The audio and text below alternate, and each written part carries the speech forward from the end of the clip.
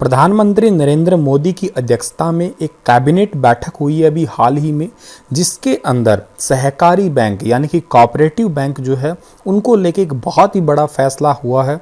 जिसके अंदर हमारे भारत के केंद्रीय सूचना प्रसारण मंत्री, जिनका नाम है प्रकाश जावड़ेकर, उन्होंने 23 जून 2020 को इस बात की जानकारी दी और ये कहा है प्रकाश जावड़ेकर ने कि केंद्रीय कैबिनेट ने एक अध्यादेश पारित कर दिया और इस अध्यादेश पर राष्ट्रपति के साइन के बाद में सभी तरह के सहकारी बैंक यानी कि कोऑपरेटिव बैंक जो है वो आरबीआई के निगरानी के दायरे में आ जाएंगे या आरबीआई के अंडर आ जाएंगे। पहले हम लोग जो है वो केंद्रीय मंत्री प्रकाश जावड़ेकर की बात सुनते हैं, फिर मैं आपको डिटेल से बताता हूं कि ये क्या बात है, इससे क्या बेनिफिट होगा कोऑपरेटिव बैंक्स को, या ये कोऑपरेटिव बैंक होते ही क्या है, या कमर्शियल बैंक क्या होते हैं, इन दोनों में मेजर डिफरेंस क्या होता है, ये हम लोग सब कुछ जानेंगे।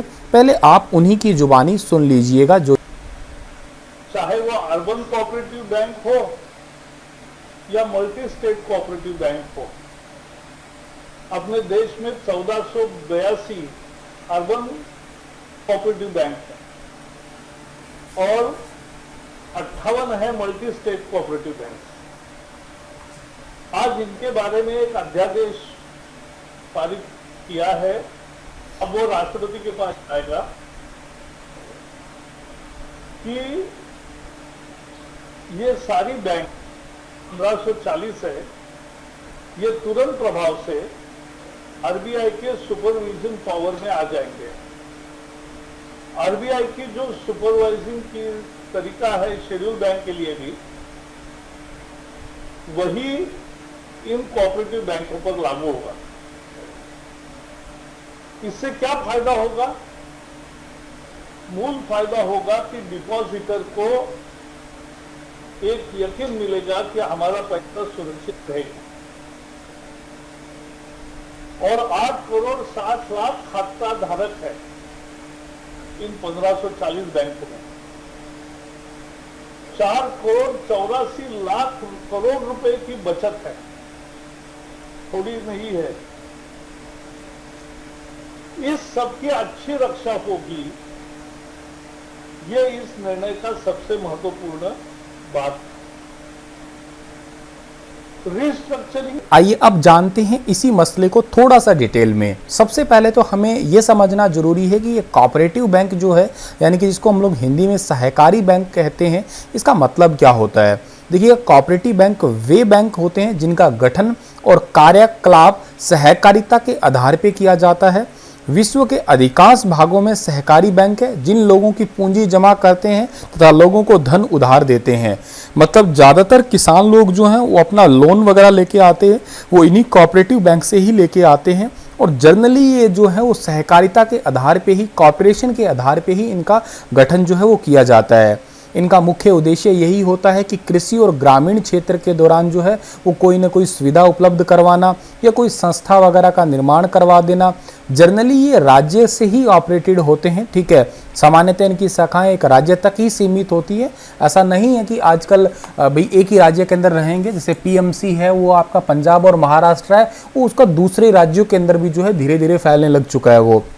हाँ, लेकिन जनरली यही होता है कि सहकारी बैंक जो भी होगा उसकी जिस राज्य के अंदर बना है तो उसी राज्य के अंदर ही उसकी जो है शाखाएं सीमित रहेंगी।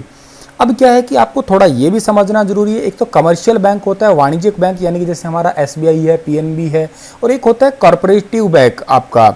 अब इन दोनों में मेजर डिफरेंस क्या होता है? देखिएगा, कमर्शियल बैंक का मतलब होता है कि बैंकिंग सर्विस प्रोवाइड करना किसी इंडिविजुअल को या किसी बिजनेस को, जबकि जो कोऑपरेटिव बैंक है वो क्या करता है कि एग्रीकल्चर और रूरल इंफ्रास्ट्रक्चर या किसी पर्टिकुलर किसी इंडस्ट्रीज को जो है अपनी सेवाएं प्रदान करता है ये।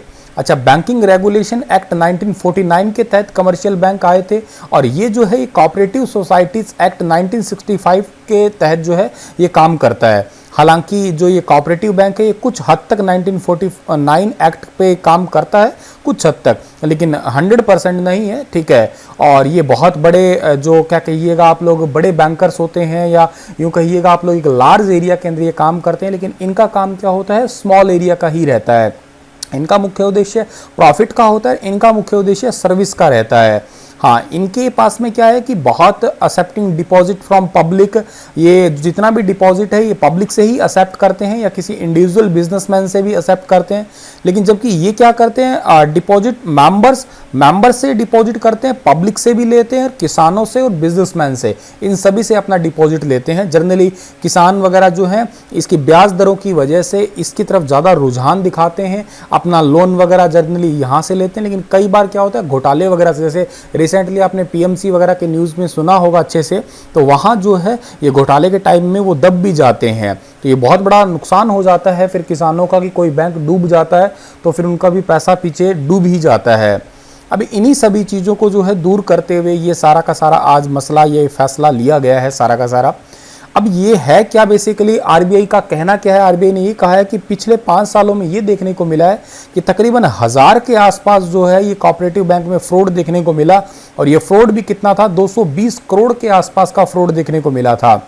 हाँ, एक बात आपको मैं बता दूं, ये जितना भी अभी आरबीआई के अंडर आएंगे ये अर्बन कोऑपरेटिव बैंक आएंगे, रूरल कोऑपरेटिव बैंक नहीं आएंगे, क्योंकि अर्बन कोऑपरेटिव बैंक तकरीबन 1542 है और रूरल तो आप देखिएगा बहुत ज़्यादा है, तो इनको अभी नहीं लेके आ रहे हैं आरबीआई के अंडर में। केवल जो अर्बन कोऑपरेटिव बैंक है इन्हीं को ही। अर्बन कोऑपरेटिव बैंक जो है ये 86 मिलियन डिपॉजिटर है, लगभग 5 ट्रिलियन रुपए की आप बात कर सकते हैं, इतना डिपॉजिटर है। तो आप यहाँ से एक पॉइंट ये क्लियर करके चल लीजिएगा। और ये जो है ये एक्ट किस किस पे अप्लाई होने वाला है, ये अर्बन कोऑपरेटिव बैंक और के साथ साथ में मल्टी स्टेट कोऑपरेटिव बैंक। अब सर ये अर्बन कोऑपरेटिव बैंक तो समझ आ गए शहर वाले, लेकिन ये मल्टी स्टेट कौन से होते हैं? अभी मैंने जैसे कहा ना, पीएमसी केवल एक ही राज्य तक सीमित नहीं रहा है, वो एक से बाहर राज्य के अंदर भी चला गया है, तो ऐसा है कि वो मल्टी स्टेट कोऑपरेटिव बैंक कहलाएगा। अच्छा जी, अब ये क्या है कि ये आरबीआई के अंडर अगर आ गए तो इसको क्या किस तरीके के बदलाव आपको देखने को मिलेंगे? जैसे आपको पता है ना, हर बैंक के अंदर एक सीईओ होता है, चीफ एग्जीक्यूटिव ऑफिसर। अब उसकी नियुक्ति जो है वो सहकारी बैंक नहीं करेंगे, उसकी नियुक्ति कौन करने वाला है? आरबीआई के ही गाइडलाइन में होगी। ये बहुत अच्छी बात है, वरना यहाँ पे थोड़ी राजनीति चल जाती है अगर किसी राज्य में रहते हैं तो। लेकिन अब जो है ये आरबीआई ही इसको दिशा निर्देश देने वाला है। बाकी जो है प्रॉफिट बढ़ेगा, साउंड बैंकिंग होगी, कैपिटल इंक्रीमेंट होगा, गवर्नेंस में बड़ा इंक्रीमेंट आएगा, ये काफ़ी सारी चीज़ें आने वाली है। के साथ डिपॉजिट ग्राफ जो है वो भी सुधरने वाला है। ठीक है, तो अब हम लोग थोड़ा सा जानते हैं कि फैसला जो है ना ये लिया क्यों गया है। दरअसल देखिएगा बात क्या है कि बीते कुछ समय से देश के अलग अलग हिस्सों के कोऑपरेटिव बैंक में नियमों की बहुत ज़्यादा जो है वो धांधली टाइप से हो रही है। जैसे मैंने कहा कि अभी आपको घोटाले देखने को मिले थे थोड़ा टाइम पहले। सरकार का कहना है कि बैंकों के आरबीआई की निगरानी में आने के बाद में तकरीबन 8.6 करोड़ से भी ज़्यादा जितने भी डिपॉजिटर हैं उनका भरोसा बढ़ जाएगा, और के साथ साथ ये विश्वास हो जाएगा कि बैंकों में 4.84 लाख करोड़ रुपए जो है ये सुरक्षित पड़े हैं अभी, और ये सुरक्षित भी रहेंगे।